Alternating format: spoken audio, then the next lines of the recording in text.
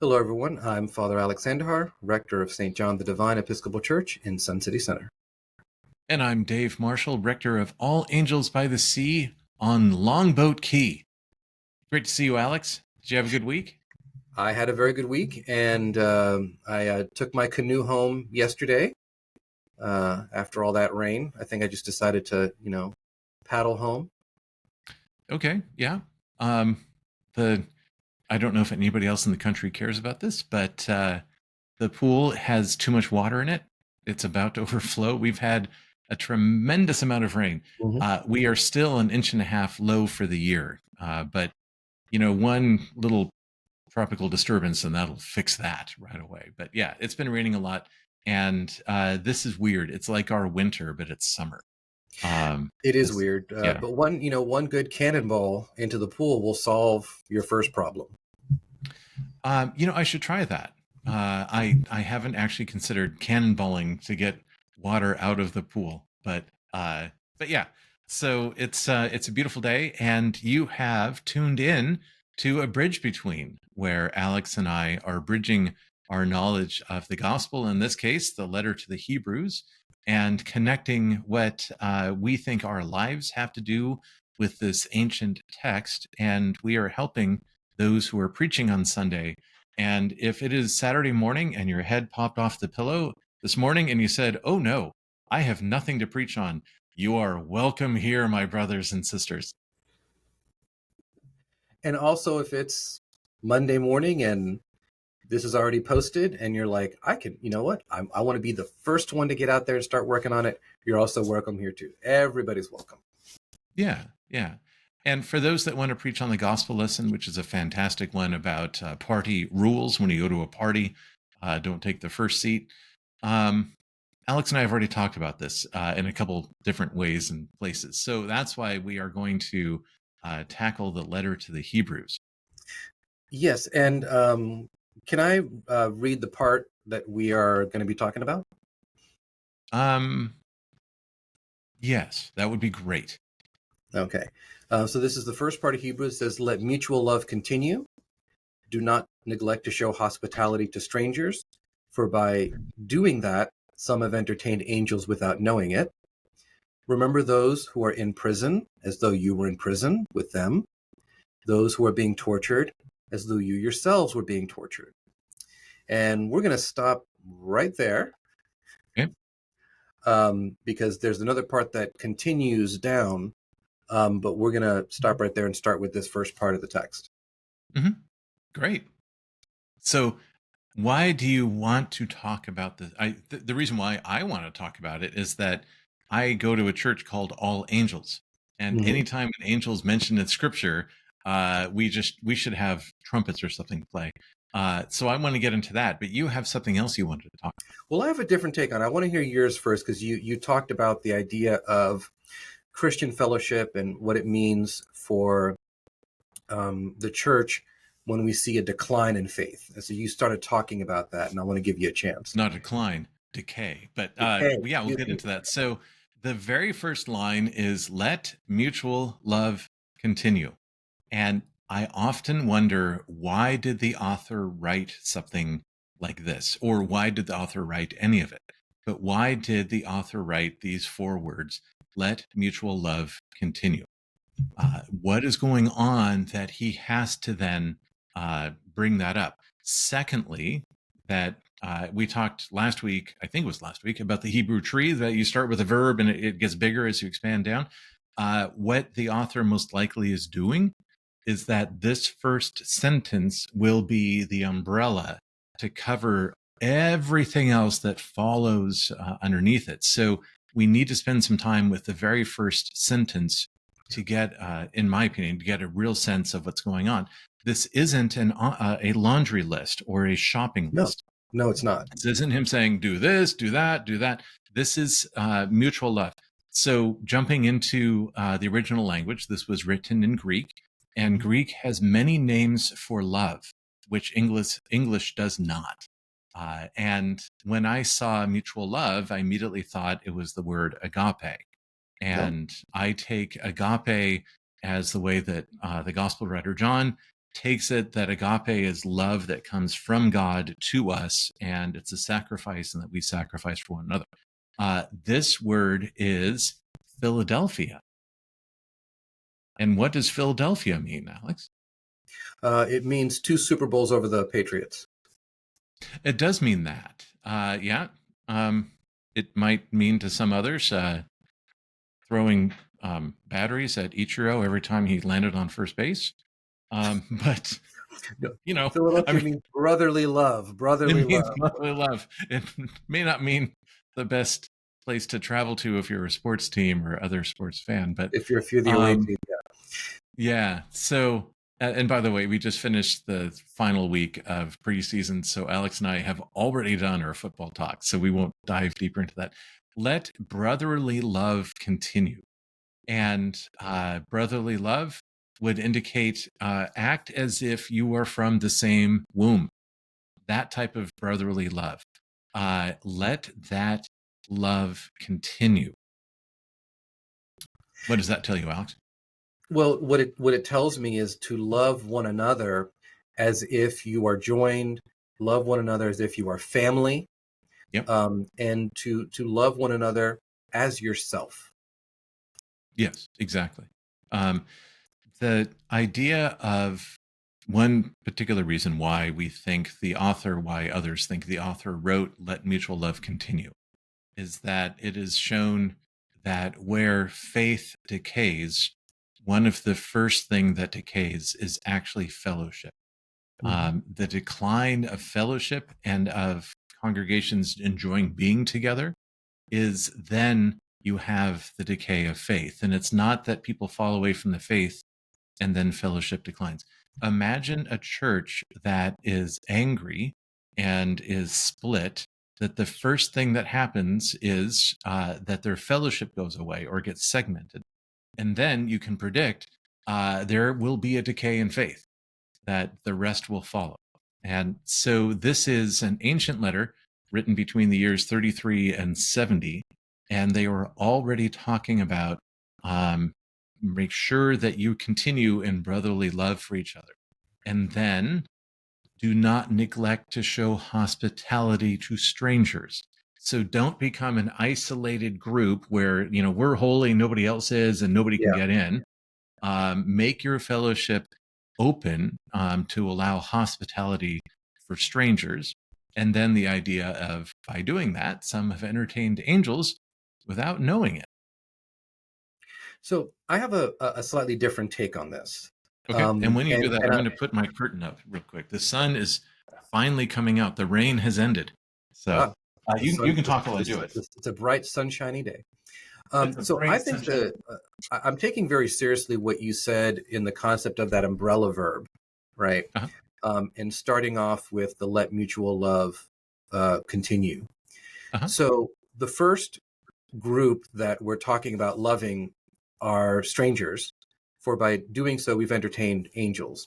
Mm-hmm. Then we move on to those who are in prison, then move on Mm-hmm. to those who are being tortured, you know, and eventually it talks about those who are married. And I'm looking at the distinctness of these Wait, there's relationships. there's a joke there, by the way, about we're talking about people in prison, people being Tortured, tortured and then married. then Anyway, married. Yeah, there's a joke there. I'm just gonna leave make it it there. yourself, Yeah. but yeah. And so when I think of the types of relationships they're talking about individuals who, what they all have in common is individuals you may not know, that you may not actually have any kind of relationship with. And the reason I think this is important is that the decay that I'm seeing in our society, and there's a lot of articles about this, is the decay of the sense of brotherly and sisterly fellowship love to strangers, to others. We're seeing people who will not help other people that they see are in distress. We see that there is a decline in friendship. We're talking about the quote unquote loneliness epidemic. And I think all of this comes back to this attitude that I am actually not connected to other people. Hmm. There's nothing that connects me to other people. When here, the author to the letter of Hebrews, Paul, as I would say, um, don't do that. Don't do that. No. Don't make that face. That the author to the Hebrews would say, Thank no, you. the the truest love that a Christian shows is being able to love those we don't even know, being able to love with whom someone with whom we have no connection, which really is part of that latter part of the gospel reading when it says, if you're going to have a party, don't invite all the people you know, Yeah. invite all the people who are strangers, who are on the Hmm. street. And so I think coming back to what my take is on this particular section of the text, it's the measure of a congregation, the measure of a person's Christian life is how they love those whom they don't know very well, those Hmm. who have no connection to them, those who have no power over them, who are weak. Those are the people that measure our Christianity for us. Yes. You will notice that with the materials that All Angels puts out and stuff, it doesn't say join us for our healing service coming up next month. Join us for it's there's no join us. You are welcome at right. The idea is because All Angels has robust fellowship and really love each other and enjoy being together. It's great. The pitfall is that we then become insular, that we keep others out. And Yes. so it bugs me when I see churches that put up signs that say, join us, because that's not what this passage is saying. Um, it is saying that, be open for those to come in and, and Yeah. Yeah. yeah, there might be pushback on that. I'd love to hear your comments on it. Because join is a great word. Join in the fun, join in the fellowship, join in the celebration, join in the faith. You can do all Well, of those words. we have a banner that says join us for an event that's coming up called Messy Church, it's an intergenerational Bible-based arts and crafts thing that we're doing this Wednesday from 6 to 8. Hashtag shameless plug. But what the reason that we use the word, I think, join us so Mhm. often is because it has been ingrained into many people, into many faith communities, that we are a community whose Right. purpose is to get other people to join the community. Right. Yes. Now, in what you're saying is also true in that it's not about, the ad and stuff like that is about saying you're welcome. Yeah, You correct. don't have to Jo- join anything to come to the right. service. You don't have to Exactly. join anything to join us and to share with us some coffee. So I Hmm. agree with you there. I think we need to use the word join judiciously. Right. Join your neighbors for messy church.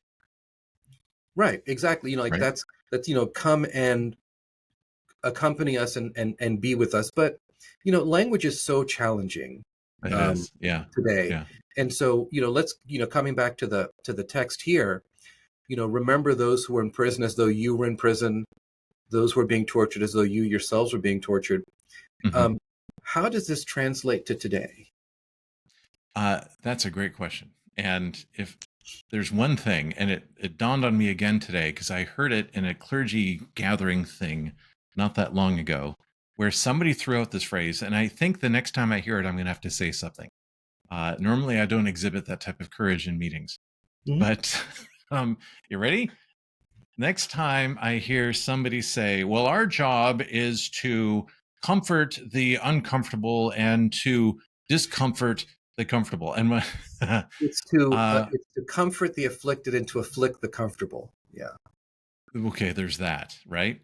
I want to then say, and I think I'm going to say it next time it comes up, is to say, please describe to me who you consider comfortable, because I don't know anybody who is comfortable.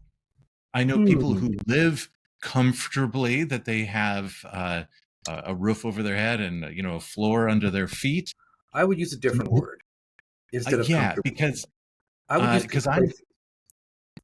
because I'm a part of the Zig Ziglar School of Sales, which is treat every customer like they are hurting, and you will treat correctly 99% of your customers. The sense is everybody is discomfortable at something. And so for clergy to say, well, I will afflict the comfortable, how in the heck do you know who's comfortable? And Yeah. anyway, so in that sense, remember those who are in prison as those you were in prison with them. Remember those who are uncomfortable and act as if you are uncomfortable. I'm going to break this down because I hear where you're saying, but I think you may have missed part of it. So here's my take.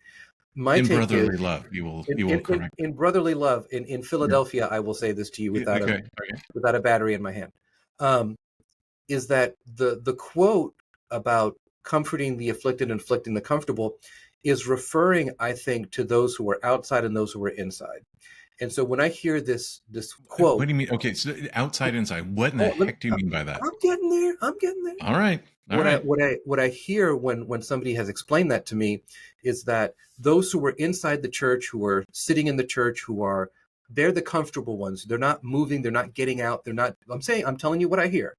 I'm not saying And I it's completely disagree okay. Go because for they're it. in church. They are sitting there, right? And there's a reason why they're there. I think people who are comfortable with their lives, comfortable with the idea of salvation, comfortable with death, all that type of stuff, we never know who they are. They don't show up Oh, because they're comfortable, right? No matter I, what you say to it, it doesn't matter. The people who appear, and now I'm sorry, oh, go for it, man. I, Woo, I get the thought I energy thought up. I have a battery around here somewhere to throw. They are there. They know my name because they are uncomfortable. And so my approach to preaching, which is also pastoral care, is to treat everyone as if they are hurting. And that I think that this is where the letter to the Hebrews is bringing us. Hmm. For those whose lives are torturing them, Hmm. lives, not wives, lives who are as if you also were being tortured.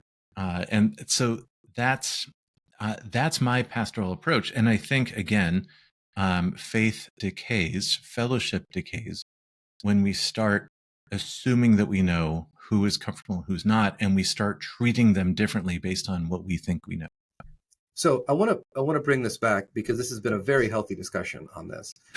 When All I right. hear the word comfortable, like as I said, as it's been explained to me, it's not talking about the spiritual state in which the person is in Okay. that I am perfectly comfortable. There's nothing wrong in my life, that kind of thing. That's why I think the word that they're talking about is more complacent. They are complacent in their faith. They are a person who they're not looking outside the four walls of the church. They're not looking at any of those things. They're not troubled by it. And so when I hear the author from the letter of the Hebrews say, think about these people as though it were happening to you, now pulls me out of that complacency and now forces me to look at this person and this world. And you can add so many other words here. Remember those who are hungry as if you are Mhm. hungry, weeping as Right. though you were, and so on and so forth. Yes. So Yeah. I think the saying, much like the words join us and things like that, we talk about language, I think has to change. And so I would say to move the complacent, to shift them, shake them up so that they see what is happening around them instead of having these blinders on that we often have. You know, the part that I was bringing up about the dynamics we now see in society about people being so lonely, I think comes from a lack of understanding about what mutual love means. If there is no charity, if there is no sense of mutual love between you and another person, there can be no friendship. There can be no Right. connection, Yeah. right? And so when I think so much about people that I know, and I talk with a lot of clergy about these types of things, about why they're so lonely and why people in general are lonely, is they feel no connection to another human being. Hmm. Yeah. So for example, I feel connected to you not just because we do this awesome podcast, but we actually talk and share fellowship with one another about the things that are afflicting us. Hmm. And when you talk to me and share with me about my problems, I feel as though they are your problems. Well, right. And they feel as if, and in a and, and way, that vice they are. and Yeah. vice versa. So Yeah. if we wanted to have somebody talk about what it means to preach this text, I would really focus on those big buzzwords: the tortured, the prisoner, neglecting, all those things, so that we can come to this magical word, which I think is every Christian's superpower if they're willing to use it: empathy. Empathy. Yep. I completely agree. So much so, I actually preached yesterday on empathy. Uh, and for those that are wondering what in the world empathy is, you can't buy an empathy card at the store, Nope. because sympathy is feeling sorry for somebody. I'm Mhm. sorry that you're sick. I'm sorry for your Yeah. loss.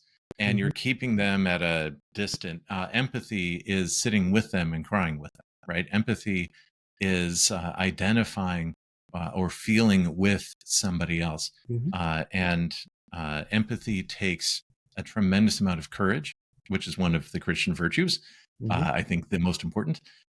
It takes amount of charity, which is giving of your time and even of yourself, to identify, to understand where they're coming from.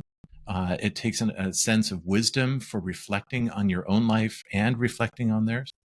And so I use the idea that Jesus had empathy for the woman who was bent over for 18 years and was afflicted, Yeah. and that he prayed over her, he touched her, she was healed. And then the religious leader who got angry that Jesus did this, Jesus had empathy for him too. Mhm. Jesus knows the law, Jesus knows the rules, and he didn't come to abolish them, he came to fulfill them. And so the sense of asking him, okay, my brother, I understand, I like rules too. Do you have a donkey? Yes. Did you take your donkey out for water this morning? Of course I did. If you can untie your donkey, why can't I untie her? Right? It's Yeah. that sense of empathy that we're called into. So I Well, I think here in a ends the roundabout sermon. Sorry about that. well, I think in a roundabout way, what we've come to is a great deal of what the gospel is about, which is empathy. I appreciate that you mentioned that it takes a toll on you. Yeah, it does. Empathy, if you're doing empathy right, it will take a toll on you, which is why we talk about those who serve in pastoral care, be they a layperson or clergy, as being burned out from showing as much empathy as they do. I think coming back to what people can be preaching about this Sunday and preaching with their lives is asking themselves a very important question, which is, who do I show empathy for? You can show, like you said, you can show sympathy for a lot of people. You Yeah, can of course send you out a can. lot of cards, Right. right? Just send everybody a get well soon card. Hmm. But, empathy is a phone call. Sympathy is a card. Empathy is a phone call or a visit, Yeah. And and empathy is a phone call that happens 3 weeks after the loss. You know, right. sympathy happens right immediately. Empathy is, hey, how you doing? Now that it's been, I'm still thinking of you, and I'm wondering, Yeah, all how are the you all the feeling? people have left. The casseroles are gone. Yeah, exactly. The person's Yeah, feeling alone. When do you show it? Now I'm showing you empathy. So yeah. as we're kind of coming to the latter part of our Oh, episode. we've got plenty of time. What do you mean? Well, I had It's to only I been had to 3 minutes. I had to say Okay. that just so we get ourselves under control here. I know. You know, but I think that a good prudent question, if we wanted to tie this to some of the other readings, if you look at Jeremiah, and there's a lot of accusatory language there. There's a lot of God kind of prophesying through Jeremiah some of the things that the Israelites have and have not done. Um, Empathy, as was expressed yesterday in the conversation between Jesus and the leader of the synagogue, empathy can also be corrective. Okay, say more. Well, empathy can I also thought you be were going to have more after that. oh, Just I wow, didn't know that that was dramatic just a full stop. dramatic pause. No, Oh, empathy can be that was pregnant with twins. Pause. But yeah. yes. Empathy I think can be corrective when, if you are an individual who has gone through something very, very challenging, Yep. you've made a huge mistake, and then you see somebody making the same mistake, and you empathize with them and say, listen, I have walked where you have walked. I've made the same mistake. I have done the same thing. You know, let me empathize with you, but also with the purpose of illuminating the path for you. And that can be very challenging because the person who needs their path illuminated may say, I want sympathy, not empathy. Yeah. Yeah. There's that. Um, the one of the lines from the psalm, I forget which psalm it is, about as the dog returns to its vomit. And this is used often in recovery language from somebody who has been in recovery Mm-hmm. and somebody who is struggling with that. Empathy is saying, I've been there before. I have taken these steps to go into recovery. My life is much better. Mm-hmm. But I will not return to my vomit. I will not take the empathy with you and start drinking with you until you get Right. better. That's one of the And I boundaries, and if I you will. and I think that's more sympathy. In the sense, well, no, I think that the correct type of empathy is not letting yourself fall into the trap again, like you said. Right. That you don't Right. lose yourself in your empathy with this other person. Yeah. Yep. So the other part of this passage, when the author is talking about marriage, is that first we have fellowship, brotherly love, which is very important. And there's a fascinating article that we had talked about 100 years ago. Men and women had their own friends and their own genders, and that marriage was a partnership and it had a particular thing, but you always had your friends. And that in this particular century, marriage is where your best friend is your spouse, and the complications that can come up from that.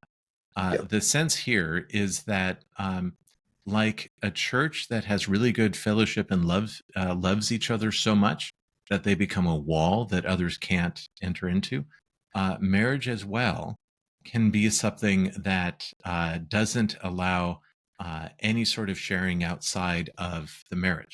And it's a sacrament which is to express and to show the world unity and love and commitment. And if Yes. you have taken that and made it a wall, the flip side is don't do the opposite. Don't have your marriage be open, if you will. You know what I mean? Oh, Um, I know what you mean. I think what we're talking about here are boundaries, and I know that this will rub the certain aspects of our society the wrong way because we're seeing an increase in things like open marriages. We're seeing a thing, like what's it called, ethical non-monogamy or something, things like that. mhm. I think that when we talk about empathy within the context of marriage, which would be its own episode, should be its own episode, is really talking about embodying Christ in the way of saying, I am here for you, not as in I feel sorry for you, but if you are being hurt, I am being hurt. If you are Mm. joyful, I am joyful, kind of thing. Um, the other side of that, though, is that I think many marriages fall apart because of a lack of empathy and understanding with one another. Mhm. Yep. And then the last love that we have here is keep your lives free from the love of money. Hmm. And it's just interesting that we have love and fellowship and all that type of stuff, and that the author is just going line by line Yep. into the things that can trip us up. And so the love of money. Money is a very good servant. Money is a cruel master. Well, and I think people look at empathy and it becomes distorted because we emulate instead of empathy. We have emulation of those who have money. Yeah, yeah, exactly. Yep. Uh, I'm now looking the word up. Well, and then finally, we have let us continually offer sacrifice of praise to God, that is the fruit of the lips that confess his name. Do not neglect to do good and to share what you have, for such sacrifices are pleasing to God. At the heart of being a Christian is sacrifice. Yeah. That's, and to say anything else, I think, could be a real disservice to people who are considering being a Christian and making Christ the center of their life. If we're going to invite people to be Christian and say that there's no sacrifice involved, we're lying to them. We No, really are we are. lying to Yeah. them. Yeah. Yeah, it was dawning on me this morning as I'm driving in. Being a Christian is really hard, and I think it's designed to be hard. You're just That catching that now? Sorry. um, well, there's a such thing as that you've heard the phrase batted around about cheap grace, Oh right? yeah. The Oh, sense that whatever you press, profess Jesus Lord, you're saved in salvation. Okay, it's really hard. there you go. If you look at the imitation of Christ, if you look at trying to live how he lived, and if you look at the generosity, the charity, the mercy, the forgiveness, if you look at the love, if you look at the empathy, the wisdom, if you look at the fortitude and the courage, there has never been somebody with more courage on the face of this earth, and never will be, than Jesus himself. Uh, Absolutely. and Absolutely. and we're called to imitate. We're called to follow. It is one of the most difficult, if not the most difficult, religious traditions in the world. Mhm. Um, and which is why we have this incredible book that reminds us, now let brotherly love continue. Yeah. Continue to do that. Do not neglect to show hospitalities. That anyway, and then be empathetic with those. And I'm thinking about rewriting this particular the in the Greek it doesn't say love of money. It means covet money. Oh, Do oh. not covet. I'm like, wait, that's not any of the Greek words for love. And I went, what is that? Oh, it is the antonym of covetous. Do not covet money. I don't know if we have a good synonym for covet right now. I don't Um, know. I I don't don't know. know. Anyway, more on that Well, later, folks. well, we're coming to the end of our time. But one of the things I want to point out is at the end of the day, we talk about sacrifice, but I think being a Christian, I think really is about showing empathy. Mhm. And we have to find a way to increase the circle of empathy that Yeah, we experience in this world so that it begins to overlap people, so that they feel the empathy that comes from Christ, that it is being Christ emulated. it And is. I think that will help to cure some of the ills that we're experiencing of loneliness and of isolation, Mhm. because nobody deserves that. No, no. I have been at two diocesan events that you have not been at, for you were doing other things. Mhm. And people have come up to me and said, "How's Alex doing?" It's funny that they're relating to us as a couple in that As way. siblings. It's just awesome. Yeah, as like siblings. Yeah. Because they obviously they listen to a bridge between and they're dialed in. The other thing that I have run into is that and this one guy um, on Saturday came up and was very excited. He's like, "You have no idea who I am. I am a big fan of you and Alex, and I feel like I know you guys." And I looked at him and like, yeah, actually, I kind of know you now because you are following us, and and he's a layperson, so Yeah, it's he wonderful. preaches with his life. It's just awesome. So to my new friend, hello, and to my long-standing friend Alex, this has been a lot of fun, and thank you for talking to me about all this. Well, me too. And don't forget to like, comment, and subscribe to everybody out there. I've been answering some really good comments from people who I don't even know. They're just leaving comments. They're not just my mom anymore. Nice. So keep subscribing, keep commenting, and we'll catch you in the next one. God bless.